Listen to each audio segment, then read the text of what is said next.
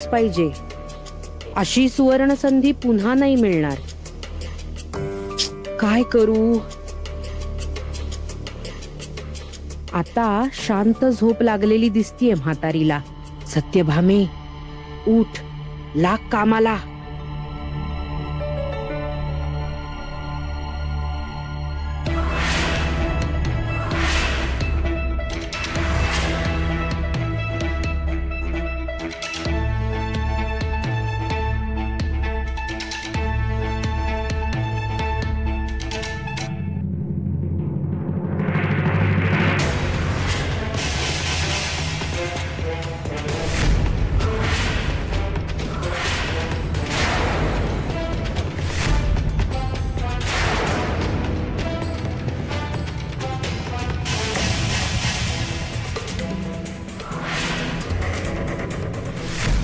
वहिनी,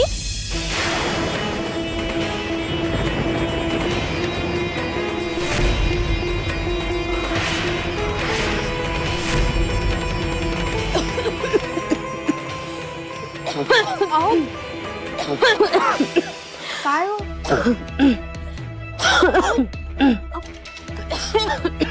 काय झालं? खोकला झालाय का? नाही नाही, जरा घसा खवखवतोय. ते तळण झालं ना आज, त्यामुळे घशात धूर गेला असावा. उगीच आपलं काहीतरी तेल काय आम्ही जाळत होतो काय? हा, आणि तळण करायला तू कुठं होतीस? घसा खवखवतोय म्हणे. काही नाही, खाई त्याला खवखवी. पाणी पी थोडस. हो, तेच प्यायला उठले होते, पण माझा दुधा तुपातला देह पटकन उठवलं नाही मला. वहिनी, असू दे, मी देते पाणी.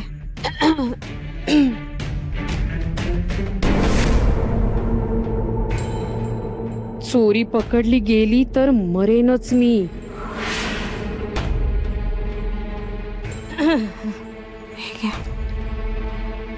ज्येष्ठीमध्ये देऊ का? नाही, नको.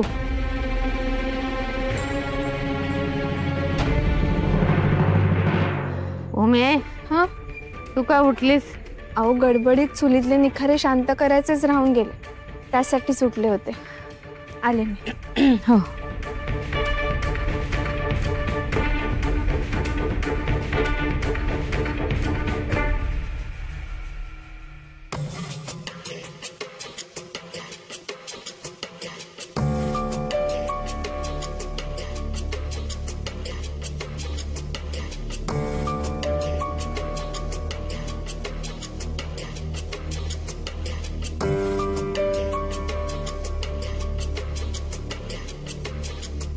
वहिनी, स्वस्थनी जा. उद्या पहाटे उठून परत डोंगर आहे कामाचा पुढ्यात. मी आहे ना, पण मी तेवढ्यासाठी तर आले मुद्दाम. हो, नी जा, येते मी. हो हो.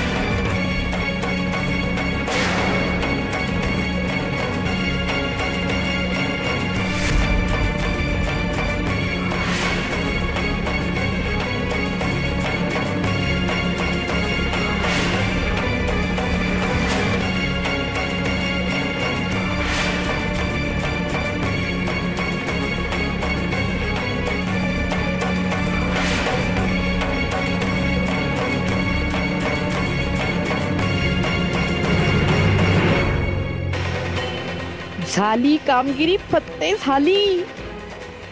आता नकली दागिने घालून सखू सासरी जाईल.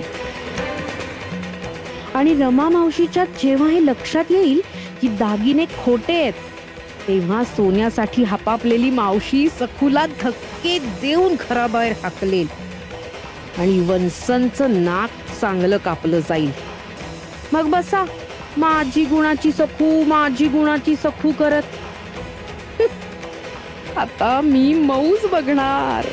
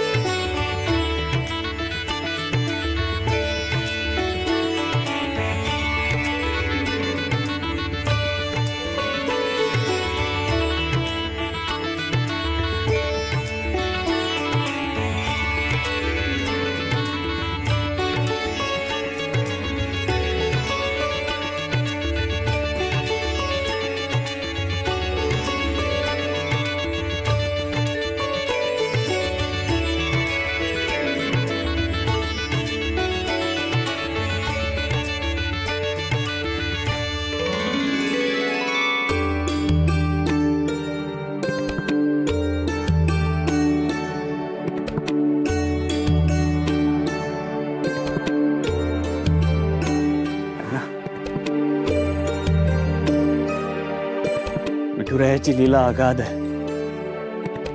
आता काही दिवसांपूर्वी जगू मरू याची शाश्वती नव्हती आणि आज आपल्या लाडक्या मुलीची एका उत्तम घरात पाठवणी करतोय आपण.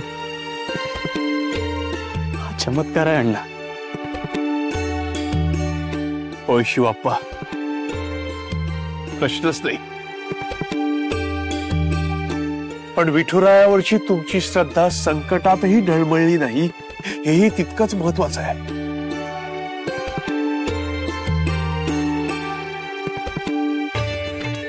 विठुराया, तुझी कृपा अशीच राहू दे आणि सखूचा लग्न सोहळा निर्विघ्नपणे पार पडू दे.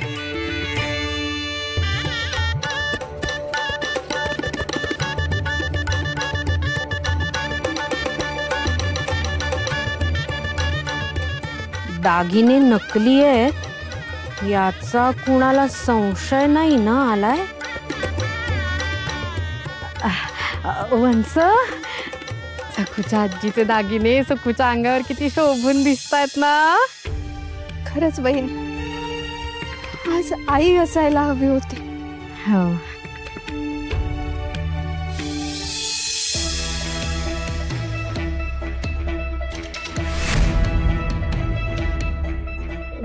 काय झालं?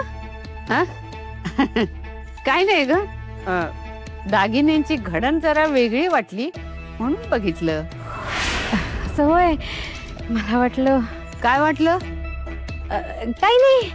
काही नाही. ए उमे, सखूला तीट लाव बरं.